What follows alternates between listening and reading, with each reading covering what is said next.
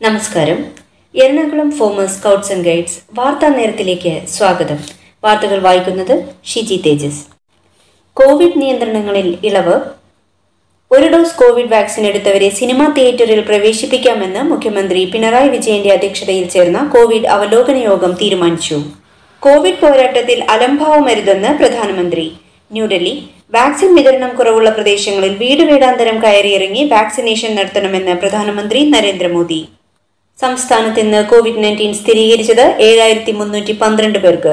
Test positivity നിരക്ക് 10.49. ഇന്ത്യയുടെ വാക്സിനായ കോവാക്സിന് ലോകാരോഗ്യ സംഘടന അംഗീകാരം നൽകി. രാജ്യവ്യാപക പ്രതിഷേധങ്ങൾക്കും സമരങ്ങൾക്കും ഒടുവിൽ ഇന്ധനവില കുറയ്ക്കാൻ കേന്ദ്ര സർക്കാർ തീരുമാനം. പെട്രോൾ ലിറ്ററിന് 5 രൂപയും ഡീസൽ ലിറ്ററിന് 10 രൂപയും കുറയും. സ്കൂൾ തുറക്കൽ.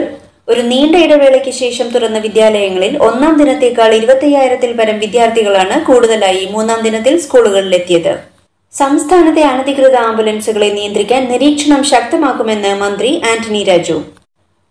ശമ്പള പരിഷ്കരണവുമായി ബന്ധപ്പെട്ട് KSRTC ബസ് തൊഴിലാളി യൂണിയൻ ഗതാഗത മന്ത്രി ആന്റണി രാജുവുമായി നടത്തിയ ചർച്ച പരാജയപ്പെട്ടു. ഇന്ന് അർദ്ധരാത്രി മുതൽ 48 മണിക്കൂർ പണിമുടക്ക് നടത്തുമെന്ന് തൊഴിലാളി സംഘടനകൾ അറിയിച്ചു. സംസ്ഥാനത്ത് സ്വകാര്യ ബസ്സുകൾ നവംബർ 9 മുതൽ അനിശ്ചിതകാല സമരത്തിലേക്ക്. ബസ് ഓണേഴ്സ് കോർഡിനേഷൻ കമ്മിറ്റി ഗതാഗത മന്ത്രിക്ക് സമരത്തിന് നോട്ടീസ് നൽകി.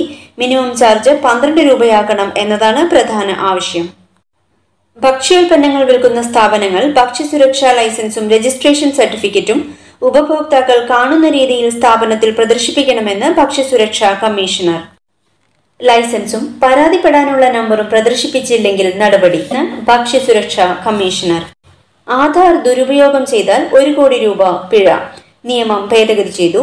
യുണീക് ഐഡന്റിഫിക്കേഷൻ അതോറിറ്റിക്ക് പിഴ ഈടാക്കാൻ അധികാരം നൽകി കേന്ദ്ര സർക്കാർ ആധാർ നിയമം ഭേദഗതി ചെയ്തു. മറ്റൊരാളുടെ ബയോമെട്രിക് വിവരങ്ങൾ ചോർത്തുന്നതും കുറ്റമാണ്. ഇതിന് 3 വർഷം തടവും 10,000 രൂപ പിഴയും ഈടാക്കും. ദീപാവലി.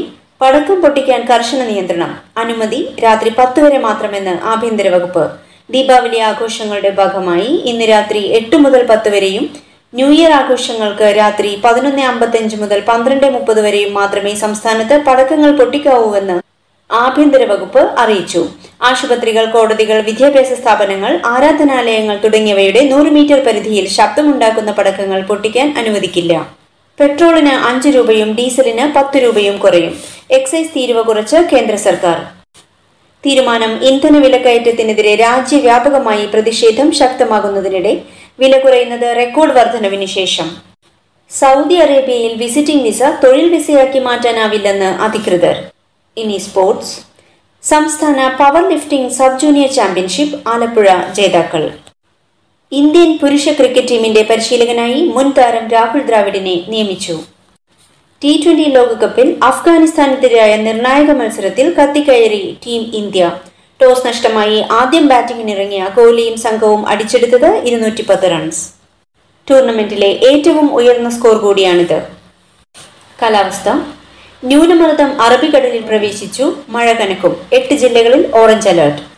തെക്കുകിഴക്കൻ ബംഗാൾ ഉൾക്കടലിൽ രൂപം കൊണ്ട ന്യൂനമർദ്ദം അറബിക്കടലിൽ പ്രവേശിച്ചതായി കാലാവസ്ഥാ വകുപ്പ് അറിയിച്ചു. ന്യൂനമർദ്ദത്തിന്റെ സാന്നിധ്യത്തിൽ സംസ്ഥാനത്ത് മഴ കനക്കും. 8 ജില്ലകളിൽ അതിശക്തമായ മഴയ്ക്കുള്ള സാധ്യത മുൻനിർത്തി ഓറഞ്ച് അലർട്ട് പ്രഖ്യാപിച്ചിട്ടുണ്ട്. ഇതോടുകൂടി ഇന്നത്തെ വാർത്താ നേരം ഇവിടെ അവസാനിക്കുന്നു. ഐശ്വര്യത്തിന്റെ ഉത്സവമായ ഈ ദീപാവലി നാളിൽ എല്ലാ മനസ്സുകളിലും സന്തോഷത്തിന്റെയും സാഹോദര്യത്തിന്റെയും സ്നേഹദീപങ്ങൾ തെളിയട്ടെ എന്ന് ആശംസിക്കുന്നു. നന്ദി.